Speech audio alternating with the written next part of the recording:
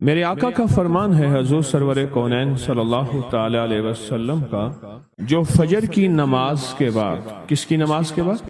جو فجر کی نماز کے بعد سورۃ یاسین پڑھتا ہے، اللہ پاک جل شانہ فرماتے ہیں کہ جا آج کے سارا دن کی کاموں کی کفایت، تیرے سارے کاموں کی کفایت میرے ذمہ ہے۔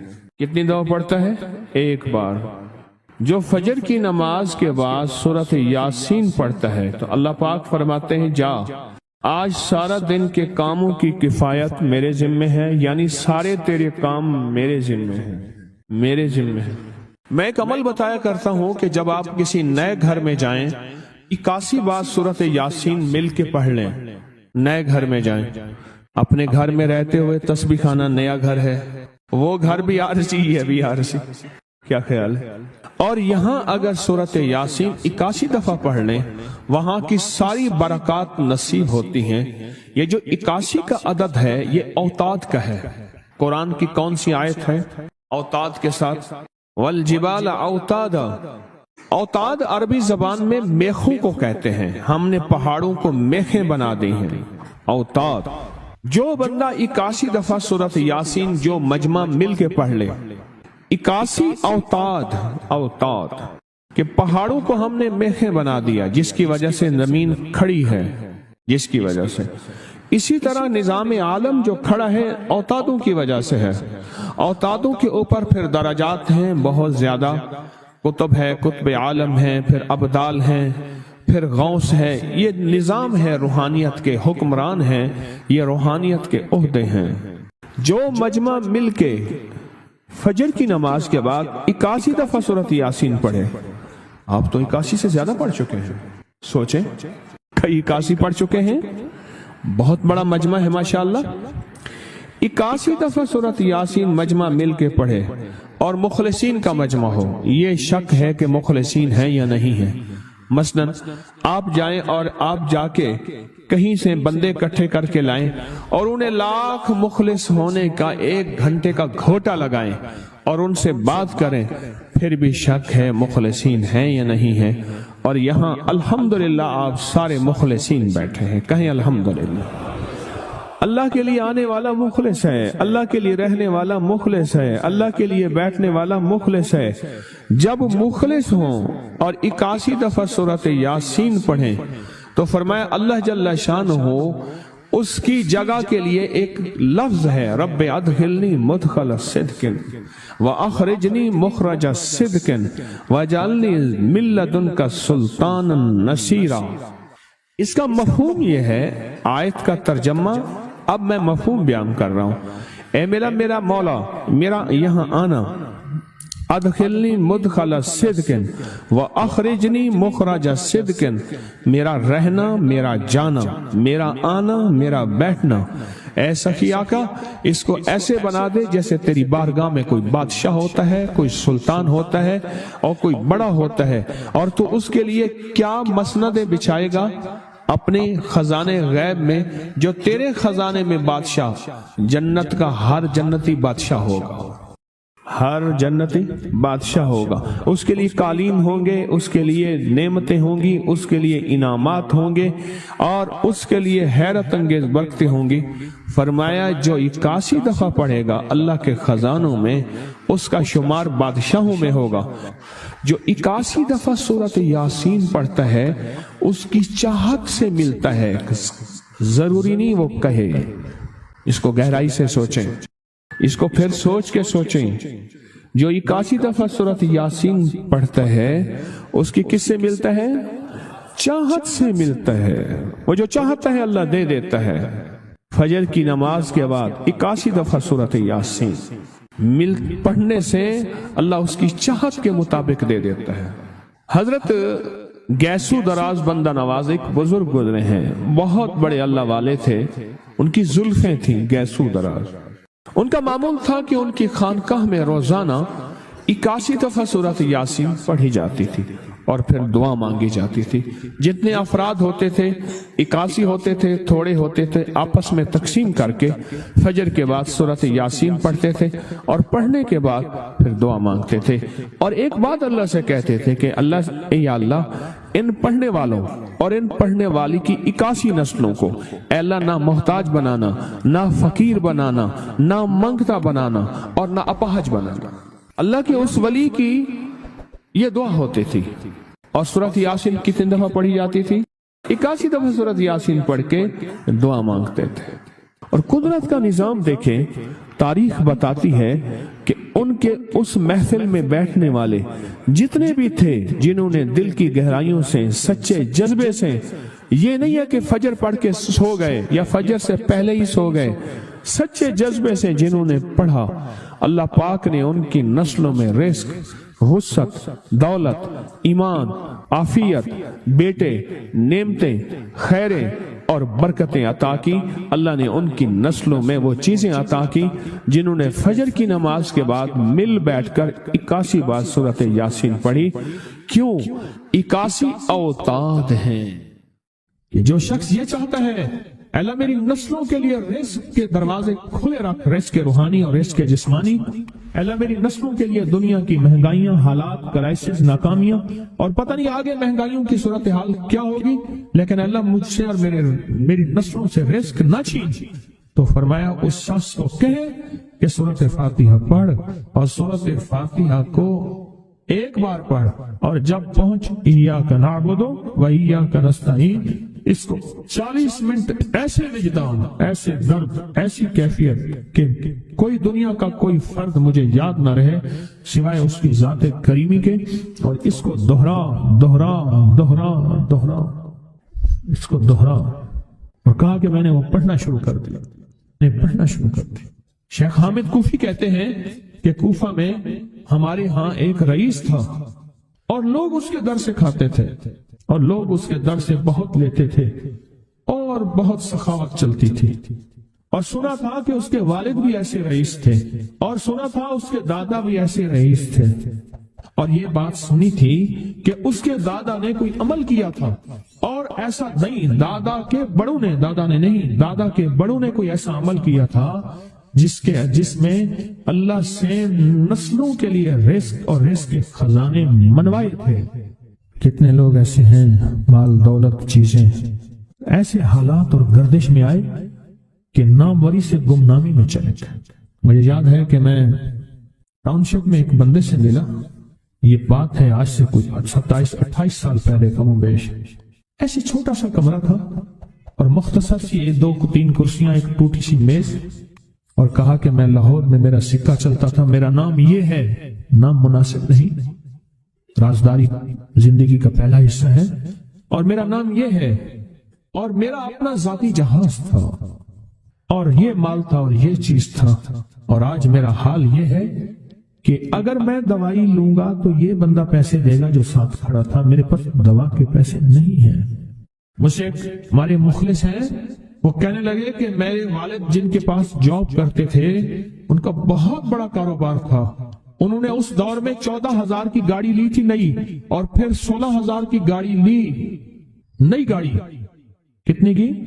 16,000 کی گاڑی لی، 100 کا نوٹ بانٹتے تھے، صبح سے شام تک، شام سے صبح تک لوگ لین لگا کے لیتے تھے، اور جس دور میں 250 روپے کے 5 مرلے جگہ ملتی تھی، 250 فٹ جگہ ملتی تھی، نہ 125 فٹ، 125 جگہ ملتی، 5 مرلے 250 روپے کی، اور وہ بیچتے تھے۔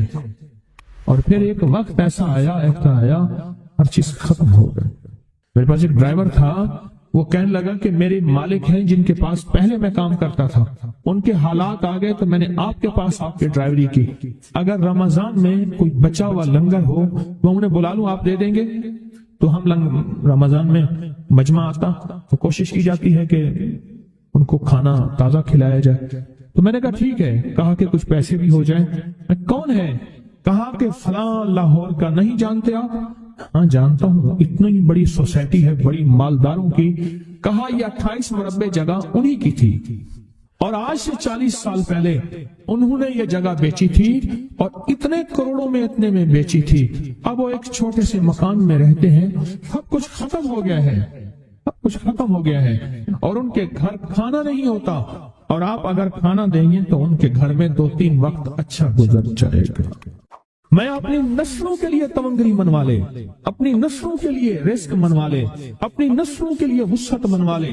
تو کہے کہ مال بہت ہے اور نسلوں کے کام آئے گا، مال رکھنا جائز ہے، حلال جائز ہے، لیکن یہ شرط نہیں ہے کہ وہ رہے گا یا نہیں رہے گا۔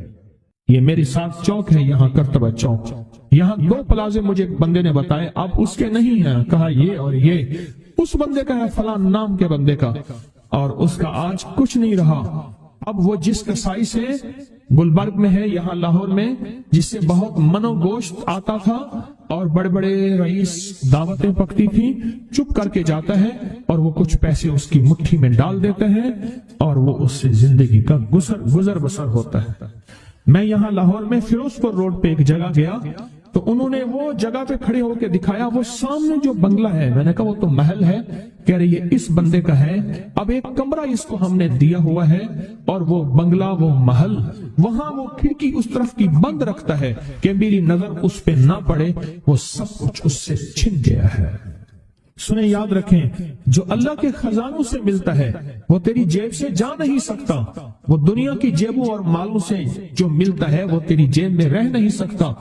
یہ جو عمل ہے نا، نسلوں کے لیے رزق منوانا، برکت منوانا، نسلوں کے لیے رزق منوانا، نسلوں کے لیے برکت منوانا، یہ جو عمل ہے، بس اب میں نے آپ کو عرض کیا نا کہ آپ پوچھیں کتنے دن کریں گے، میں نے کہا دل خود بولے گا، من خود بولے گا، اندر خود بولے گا۔ یعنی آپ کو کچھ واقعات سنائے ہیں، بڑی بڑی ہستیوں کے واقعات، یہ اس میں سعودی عرب مکہ مکرمہ میں ایک جگہ ہے، اس کا نام خالدیہ ہے سوسائٹی۔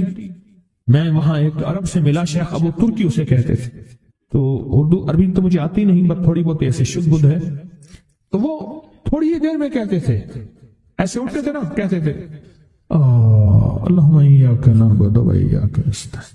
میری ان سے چند ملاقاتیں ہیں، بوڑھے تھے، بابے تھے، کہ ان کے بڑے آئے تھے، اصل میں خلافت عثمانیہ تھی تو ان کے بڑے ترکیہ سے آئے تھے، تو پھر مکے میں رہتے تو وہیں کے ہو گئے۔ ان کا جو خادم تھا وہ اردو بولنے والا تھا اور انڈیا کا تھا، اس سے میرا تعلق تھا، تو میں نے اس سے پوچھا، میں نے کہا تیرا جو ہے یہ بابا یہ کیوں پڑھتا ہے؟ یہ پتہ نہیں، میں پوچھ کیوں پڑھتا ہے؟ اس نے کہا جلالی بابا ہے تو کہے گا مجھ سے، میں نے کہا میرا کہے، اچھا وہ میرے اشارے دیکھ رہا تھا، تو اس نے ابھی سے پوچھا کیا کہتے ہیں؟ اس نے ڈرتے ڈرتے کہا کہ جی آپ یہ کیوں پڑھتے ہیں؟ تو بڑا خوش ہو گیا، کہنے لگا پہلا بندہ ہے جس نے مجھ سے پوچھا، آج تو کسی نے پوچھا نہیں، پہلا بندہ ہے جس نے مجھے یہ پوچھا ہے۔ کہا جب ہم چھوٹے تھے ہمارے پاس بہت غربت تھی اور تنگ دستی تھی، تو میرے والد ہمیں بٹھا لیتے تھے اور ہم سورۃ فاتحہ پڑھتے تھے، اور جب پہنچتے تھے نا ایاک نعبد و ایاک نستعین پر، تو پھر اس کو میرے والد کہتے تھے دہراؤ، بہت زیادہ پڑھو، بہت زیادہ پڑھو، بہت زیادہ پڑھو، بہت زیادہ پڑھو۔ کام پڑھتے تھے، بہت زیادہ پڑھتے تھے، بہت زیادہ پڑھتے تھے، اور کہا میرے والد پھر دعا کرتے تھے اور ہم آمین کہتے تھے، اور میرے والد کہتے تھے چلو مبارک ہو، ہمیں جو ہے اللہ پاک وہ فلاں چیزیں، وہ حلاوے، وہ چیزیں کھلائیں گے۔ کہہ رہے ابے کو دیکھتے تھے، ابا جی ہمارے پاس تو پیٹ بھر کے روٹی نہیں ہے، آپ کہتے ہیں اللہ وہ کھلائے گا، وہ کھلائے گا، اور ابا ایسے خوش ہو جاتا تھا۔ کیوں؟ ابے کو یقین تھا کہ سورۃ فاتحہ اس کریم نے قبول کر لی اور میرا کام ہو گیا۔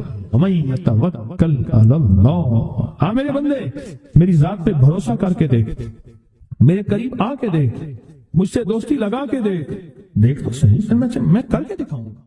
وہ طاقتور چیز ہے جو 7 نسلوں کو کھلاتی بھی ہے، پلاتی بھی ہے، سکون کی نیند سلاتی بھی ہے، اچھا لباس پہناتی بھی ہے، عزتوں کے تاج سر پہ رکھواتی بھی۔ نوری لقمہ اپنی زندگی کی ضرورت بنا لے، پھر کیا ہوگا؟ سورۃ فاتحہ کی آیات 7 ہیں، اللہ 7 آسمان اور 7 زمین کی جتنی بھی برکات ہیں، برکات من السماوات والارض، اللہ 7 آسمان اور 7 زمین کی ساری برکات اس کو عطا کر دے گا، اور لوگوں کو پتہ ہی نہیں ہوگا کہ یہ بندہ کتنا مالدار ہے، روحانیت کی طاقت اور روحانیت میں کتنا آگے ہے، کوئی پہچان بھی نہیں سکے گا۔ کہ روحانیت میں یہ بندہ کتنا آگے ہے اور کتنا آگے سے آگے بڑھ گیا ہے، کسی کو علم بھی نہیں ہوگا۔ نوری لقمہ اپنی زندگی کی مجبوری بنا لے اور نوری لقمہ اپنی زندگی کی ضرورت بنا لے، پھر دیکھیں کمالات۔ کیوں؟ فرمایا جو سارے قرآن میں ہے، جو سارے قرآن میں ہے، جو سارے قرآن میں ہے، آنکھیں کھل جائیں۔ یہ سورۃ فاتحہ نماز کھانے کے دوران پڑھنے والا یہ اہل نظر میں ہے، اس کی نظر وسیع ہو جاتی ہے، یہ اہل کشف ہوتے ہیں، ان کی دل کی آنکھیں کھل جاتی ہیں، یہ فرشتوں کو دیکھتے ہیں، یہ انسانوں کے دلوں میں جھانک لیتے ہیں، یہ کائنات کے راز پڑھ لیتے ہیں، کائنات کے راز پڑھ لیتے ہیں۔ کہ اللہ پاک ان کے سامنے جنات آنکھوں سے دکھاتا ہے، حتیٰ کہ یہاں تک کہ اللہ قبر کے راز بھی ان کے اوپر کھول دیتے ہیں۔ نوری لقمے کا اثر یہ ہے دل کی آنکھیں کھل جاتی ہیں، دل کی آنکھیں کھل جاتی ہیں، دل کی آنکھیں کھل جاتی ہیں۔ یہ نور لقمے کی تاثیر ہے۔ چہرے کی آنکھیں تو سب کے پاس ہیں، دل کی آنکھیں سب کے پاس نہیں، دل کی آنکھیں سب کے پاس نہیں، چہرے کی آنکھیں سب کے پاس ہیں، دل کی آنکھیں سب کے پاس نہیں۔ نوری لقمے کی یہ تاثیر ہے کہ دل کی آنکھیں کھل جاتی ہیں اور دل کی دنیا آباد اور دل کی دنیا شاد اور دل کا وہ بندہ بامراد بن جاتا ہے جو نوری لقمے اپنی زندگی میں شامل کرتا ہے۔ اور نوری لقمے سورۃ فاتحہ اور کتنی بار؟ اچھا، یہ سورۃ فاتحہ بیماریوں کا علاج۔ صحابہ کرام فرماتے ہم جا رہے تھے، کوئی ایک سردار تھا، اس کو بچھو نے کاٹ لیا اور اس کو چیخ رہا تھا بیچارہ۔ فرمایا سانپ کا کاٹا سوئے، بچھو کا کاٹا روئے۔ میرے پاس ایک سانپ کا کاٹا آیا تھا، غنودگی میں تھا، وہ بہت غنودگی میں سے سوتا تھا، اور میں نے کہا اس کو سونے نہ دے، خیال نہ کیا انہوں نے، ادھر سے ہٹا تو بندہ ختم ہو گیا، سانپ کا کاٹا تھا۔ ہمارے ایک والد صاحب رحمۃ اللہ علیہ کے تھے ملک عبد الرحمن ڈوڈی، تو لائے تھے، تو کہنے لگے اس بچھو کے کاٹے کا علاج صحابہ کرام نے 7 بار سورۃ فاتحہ پڑھ کے اس پہ دم کر اور وہ ٹھیک ہو گیا۔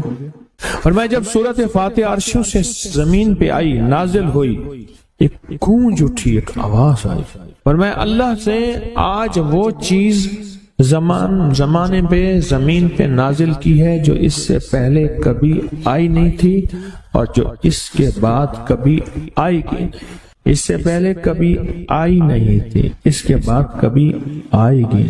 اور جب سورۃ فاتحہ نازل ہوئی، شیطان رویا، پیٹا، اپنا سر پہ راکھ ڈالی اور اتنا شور کیا کہ کاش کہ یہ سورۃ فاتحہ آئی ہے، اور اگر آئی ہے تو واپس چلی جائے، اگر واپس نہیں گئی تو کسی کی زبان پہ نہ جائے، یعنی کوئی اس کو پڑھ نہ سکے، اگر پڑھے تو اس کا یقین نہ ملے۔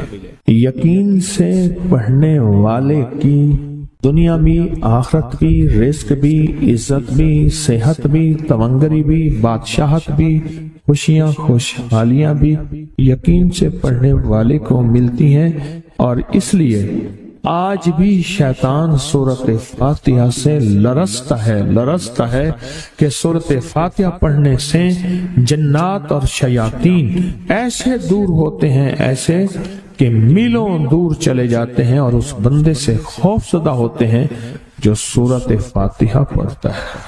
کھانے کے دوران اس کی حکمت کیا ہے؟ انسان کھانے کے دوران مشغول ہوتا ہے، کھانے کی لذتوں میں کھویا ہوا ہوتا ہے، اور اگر بھوک بہت زیادہ ہو، بھوک بہت زیادہ ہو تو پھر تو ہوش نہیں ہوتا، پھر ہوش ہی نہیں ہوتا اگر بھوک بہت زیادہ ہو۔ اب اسی دوران جس طرح سنیں غور سے، بڑی میں عجیب بات بتا رہا ہوں، حضرت امام جعفر صادق سلام اللہ رضوان اللہ تعالی علیہ مجمعین اللہ کے ولی تھے، ولایت کے تاجدار تھے، سرداروں کے سردار تھے، اولیاء کے سردار تھے۔ میں بازار میں جاتے تھے، جا کے پھر واپس آ جاتے تھے، پھر جاتے کچھ نہیں خریدتے تھے۔ کسی نے پوچھا اب کیوں جاتے ہیں؟ فرمایا 2 وعدے لینے، کیا؟ میں جا کے بازار میں ہر بندے کو سلام کرتا ہوں، وہ سلام کا جواب دیتے ہیں، اور کیا پتا کسی کے سلام کا جواب ایسا ہو جو اللہ کے ہاں مقبول بھی ہو محبوب بھی ہو۔ اور پھر فرمایا بازار میں جاتا ہوں اور جا کے بازار میں جاتا ہوں اور جا کے بازار کی دعا پڑھتا ہوں۔ فرمایا جو چوتھا کلمہ گھر میں پڑھے گا اس کو 10 نیکیاں ملیں گی، اور جو بازار میں پڑھے گا کتنے نیکیاں ملیں گی؟ 10 لاکھ نیکیاں ملیں گی۔ فرمایا میں 10 لاکھ نیکیاں کمانے کے لیے جاتا ہوں۔ آل رسول کی محبتیں، عبادتوں کا حرص دیکھیں، ہمیں مال کا حرص، انہیں اعمال کا حرص۔ وہی دعا، وہی چوتھا کلمہ گھر میں پڑھیں، 10 نیکی ہیں، بازار میں پڑھیں کیونکہ وہ ہر بندہ مشغول ہے، دنیا میں، مال میں، چیزوں میں، بھاؤ تاؤ میں لگا ہوا ہے۔ وہی بازار میں پڑھیں تو 10 لاکھ نیکیاں۔ اسی طرح کھانے کے دوران جب لذت ہے، کھانے کے دوران ذائقہ ہے، اور کھانے کے دوران لذت اور ذائقے میں اگر کوئی بندہ سورۃ فاتحہ پڑھ لے تو اللہ کہتا ہے تو ان لذتوں میں مجھے نہ بھولا، ان کھانے کی چیزوں میں مجھے نہ بھولا، ان ساری کیفیتوں میں مجھے نہ بھولا۔ اللہ خوش ہوتا ہے، اور پھر اللہ جل شانہ اسے 7 آسمان اور 7 زمین کی برکتیں حوالے کر دیتا ہے، اور جس کے پاس 7 آسمان 7 زمین کی برکتیں ہوں، یہ ساری عبادتیں کھانے کے دوران کوئی معنی نہیں رکھتی، پھر ایسی سمیٹ کے اللہ کائنات کو اسے دے دیتا ہے۔ نوری لقمے کی تلاش کریں، نوری لقمہ زندگی میں لے آئیں، بڑی خوشحال زندگی گزرے گی، بہت لاجواب زندگی گزرے گی۔ 7 دفعہ سورۃ فاتحہ سے قرضے اتر جاتے ہیں، 7 دفعہ سورۃ فاتحہ سے بیٹے مل جاتے ہیں، 7 دفعہ سورۃ فاتحہ سے نعمتیں، اور 7 دفعہ سورۃ فاتحہ وہ طاقتور چیز ہے جو 7 نسلوں کو کھلاتی بھی ہے، پلاتی بھی ہے، سکون کی نیند سلاتی بھی ہے، اچھا لباس پہناتی بھی ہے، عزتوں کے تاج سر پہ رکھواتی بھی۔ کہیں انشاءاللہ۔ اب سوچیں کون سا مشکل عمل، بہت زبردست عمل ہے، 1 منٹ کا کام ہے اور کام بن جاتا ہے۔ اور میں نے اس کی اجازت جتنی مشکل سے لی تھی نا، اس عمل کی بہت مشکل سے اجازت، اور جس دن لی تھی اسی دن فیصلہ کیا تھا انشاءاللہ اسے چھپاؤں گا نہیں، انسانیت مخلوق کو بتاؤں گا۔ اور یہ 7 دفعہ سورۃ فاتحہ جو دل کا مریض ہو مجھ جیسا، اس کا بھی علاج ہے، جسمانی ہو یا روحانی۔ میں نے پچھلی دفعہ کہا نا کہ میں دل کا سخت مریض ہوں اور آج بھی ہوں، دعا کرو موت تک نہ رہوں، اور میں دل کا سخت روحانی مریض ہوں، جسمانی نہیں ہوں۔ میری پچھلی دفعہ کی وجہ سے پوری دنیا میں کوہرام مچا ہوا ہے کہ بابا گیا، جانا تو ہے، جانا تو لازم ہے۔ پچھلی دفعہ میں نے وہ کہہ دیا کہ میں دل کا سخت مریض ہوں، میرے لیے دعا کرو، وہ یہ مریض ہوں، روحانی مریض ہوں، روحانی مریض ہوں۔ تو یہ بیماری جو دل کی بیماری ہے نا، اس کا بھی علاج ہے، روحانی ہے یا جسمانی۔ جیسے میں دل کی روحانی بیماریوں کے بارے میں نے آپ کو کہا، میں سخت مریض ہوں دل کا، اللہ کرے اس کا مرض کا علاج ہو جائے۔ تو کھانا کھاتے ہوئے میرے دل کے لیے بھی آپ